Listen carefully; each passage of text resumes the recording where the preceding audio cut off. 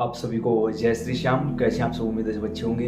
प्रेमियों, आज की इस वीडियो में सभी प्रेमियों को निर्जला एकादशी के व्रत की व्रत कथा सुनाने जा रही है। तो इस समय आप जहाँ भी हैं, जैसे भी हैं, अपने मन को शांत करके एक जगह बैठ जाइए। अपने हाथ में जल लीजिए, संकल्प करिए कि हे श्री नारायण भगवान, मेरा नाम ये है, पिता का पति का नाम ये है, गोत्र ये है, इस जगह का स्थायी निवासी हूँ और आज इस पावन पवित्र निर्जला एकादशी के व्रत पर, इस पवित्र उपलक्ष्य पर आपके सामने बैठकर यह संकल्प करता हूं कि निर्जला एकादशी का व्रत बगैर जल के और बगैर भोजन के, यानी निर्जला और निराहार रहकर व्रत करूंगा। प्रभु, मैं किसी भी प्रकार से आपके सम्मुख आने के योग्य नहीं हूँ, किसी भी प्रकार से कुछ आपसे मांगने के योग्य नहीं हूँ, और मैं ये भी जानता हूं कि किसी भी साधन और साधना के द्वारा आपको प्राप्त नहीं किया जा सकता, और किसी भी प्रकार से किसी भी गलती को लेकर मेरी तरफ ध्यान मत दीजिए, क्योंकि हमने वो भी अपराध किए हैं जिनकी सजा आपके विधान में नहीं है। वो सजा आपके पास है ही नहीं जो आप हमें दे सको हमारे पाप कर्मों के कारण। मैं इन सब चीजों को ध्यान में रखते हुए आपके सामने नहीं आया हूँ प्रभु।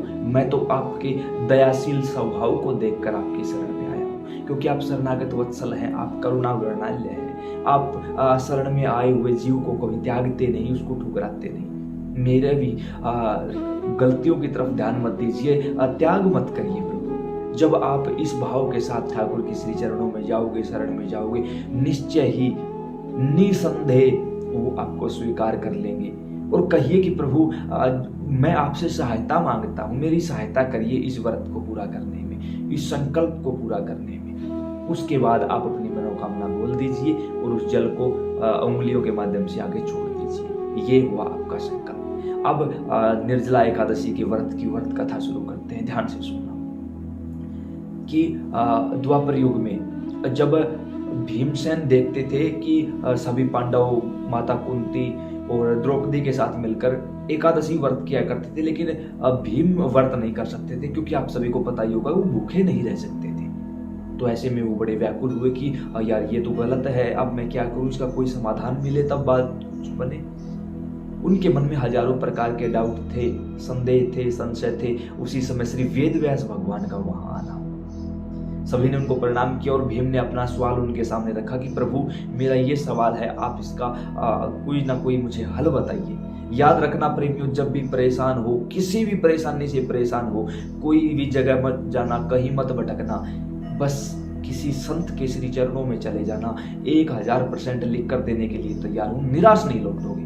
मत जाना भगवान के दरबार भी, मत जाना किसी और के पास भी, किसी संत के श्री चरणों में बैठ जाना, किसी महंत के श्री चरणों में बैठ जाना।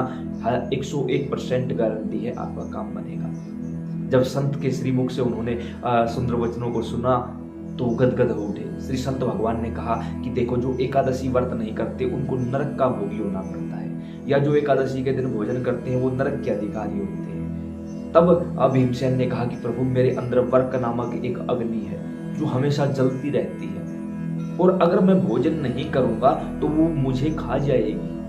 आप इस बात से अनजान नहीं हो, आप जानते हो सब कुछ। तो अब मेरा समाधान करिए। मुझे नहीं पता कि क्या करना है, कैसे करना, मैं आपकी शरण में हूँ। देखा, सहायता मांगी ना भीम ने भी, संत भगवान से सहायता मांगी। हम भी सहायता मांगेंगे कि प्रभु हमारी सहायता करिए।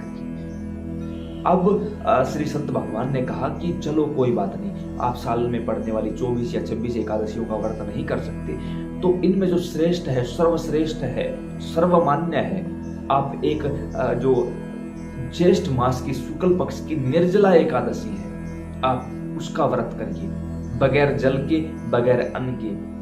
आपको सभी एकादशी व्रत करने का पुण्य प्राप्त होगा। ये नहीं कि एक बार, नहीं, आजीवन, पूरे जीवन पर्यंत साल में सिर्फ एक एकादशी का व्रत कर लो। उस एकादशी के व्रत से हजारों पीढ़ियां पहले की, हजारों आने वाली पार हो जाएंगी। उस एकादशी के व्रत से आपको पाप नहीं लगेगा, नीचे के लोकों में नहीं जाना पड़ेगा, ऊपर के लोकों में आपके लिए जगह दे दी जाएगी। भीमसेन ने ऐसा ही किया और एक एकादशी का व्रत वो साल में रखने लगे, निर्जला और निराहार रहकर। ठाकुर की ऐसी करुणा हुई कि उन्हें परमधाम प्रस्थान का सौभाग्य प्राप्त हुआ और श्री नारायण भगवान के श्री चरणों में उनका ठिकाना बना। अब कुछ प्रेमियों ने हमसे ये भी सवाल पूछा है कि निर्जला कैसे रहा जाए, इस बारे में कुछ बताइए। हम जरूर यहाँ आप लोगों के साथ अपना पर्सनल अनुभव शेयर करना चाहेंगे। आप 10वीं तिथि की रात को ही सुबह 3 बजे के आसपास नींबू पानी पी लीजिए पेट भरकर, आपको अगले दिन परेशानी नहीं सताएगी। सुबह जब पूजा करो, जब ये कथा सुन रहे हो, उस समय संकल्प ले लीजिए। संकल्प लिया गया लगभग पूरा हो जाता है। हम पूरा नहीं करेंगे, वो करेंगे। हम अपनी तरीके से कुछ नहीं कर सकते, हम पुकार सकते हैं उसको। आप भी पुकारिए कि भगवान मेरी रक्षा करिए, भगवान मेरा संकल्प पूरा करवाइए, वो करवाएंगे। उसके साथ साथ 10वीं तिथि को एक समय भोजन करिए, वो भी मीठा भोजन जिसमें चीनी का, शक्कर का, बूरा का इस्तेमाल किया गया हो। उससे क्या होगा, आपके पानी की मात्रा को वो नियंत्रित रखेगा और आपको प्यास नहीं लगने देगा। साथ ही साथ एकादशी के दिन कोई भी अपने मुख से बोलने वाला प्रयत्न मत करिए, हाथ से करने वाली, शरीर से करने वाली कोई भी सेवा मत करिए। इससे आपको प्यास नहीं लगेगी, किसी भी प्रकार से आप परेशान नहीं होगे, व्याकुल नहीं होगे। कुछ लोग क्या करते हैं, फोन कर करके घंटों घंटों फोन पर लगे रहते हैं, ये था वो था। देखो उस दिन हमने लोगों की बुराई भी की, बुराई सुनी, और चलो आप तो अच्छे हो, सामने वाला जरूरी नहीं अच्छा होगा, वो हजारों प्रकार की बुराइयां करेगा, वो सुननी तो पड़ेगी आपको। ये गलत बात है। कोई फोन मत करो, कहीं मत जाओ, कहीं कुछ भी मत करो, अपने ही घर पर रहो। सामने मोबाइल में या टीवी में कोई कथा चला के बैठ जाओ, सुनते रहिए, सेवा करते रहिए। अपने मुख से मत बोलिए, जितना बोलोगे एनर्जी वेस्ट होगी, तो उससे क्या होगा कि आपको भूख लगेगी, प्यास भी लगेगी। और साथ के साथ जब आप पूरा दिन और पूरी रात भगवान के भजन में बिताओगे और बगैर बोले सेवा करते रहोगे, तो आपको आपकी जो भूख है, वो प्यास है, वो परेशान नहीं करेगी। आप निर्जल और निराहार रहकर अपने व्रत को पूरा करने में सक्षम हो जाओगे।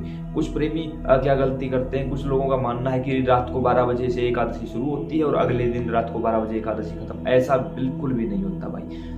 ये अंग्रेजी कैलेंडर के अनुसार रात को 12 बजे सिर्फ तारीख बदलती है, तिथि नहीं बदलती। याद रख लेना इस बात को। तिथि सुबह ब्रह्म मुहूर्त के समय बदलती है, यानी एक प्रकार से कहा जाए कि सुबह सूर्योदय के समय से जो तिथि लागू होती है वही मान्य होती है। दूसरी कोई भी तिथि मान्य नहीं होती, मानी नहीं जाएगी। तो ऐसे में रात को 12 बजे ना बजे कोई फर्क नहीं पड़ता भाई। आपको सुबह सूर्योदय के समय से व्रत शुरू करना है और सूर्योदय के समय तक ही आपका 24 घंटे तक आपको निराहार और निर्जल रहना है। जब आप ये काम करोगे, एकादशी के दिन मिट्टी का घड़ा दान करो, पानी का भर के दान करोगे, दान दक्षिणा दोगे, तो आपके पितृ तृप्त होंगे, आपके घर का काल सर्प दोष दूर होगा, मांगलिक दोष दूर होगा, किसी पाखंडी के यहाँ आपको भटकना नहीं पड़ेगा। भगवान नाम का सहारा लीजिए, मानसिक रूप से सेवा करिए। अपने घर बैठे बैठे सामने कथा चलाकर बैठ जाइए, भजन चलाकर बैठ जाइए और ऐसा महसूस करिए कि मैं ही कर रहा हूँ। ठीक है, मानसिक वास्तविक का फल देगा आपको। और ये सेवा आप जारी रखिएगा। उसके साथ साथ एक विनम्र प्रार्थना है, इस कथा को फेसबुक और यूट्यूब, व्हाट्सएप, जहां भी आप शेयर कर सकते हो, शेयर करो, ताकि अन्य प्रेमियों को भी ये कथा सुनने का सौभाग्य मिले। हम भी यहाँ प्रार्थना करते हैं कि ठाकुर जी, जिन प्रेमियों ने किसी भी रूप स्वरूप में कथा को कहा है, सुना है, जो भी उनकी मनोकामना है, आप उनकी झोली खुशियों से भर दीजिए। इस दास की लाज रख लीजिए। जय श्री श्याम।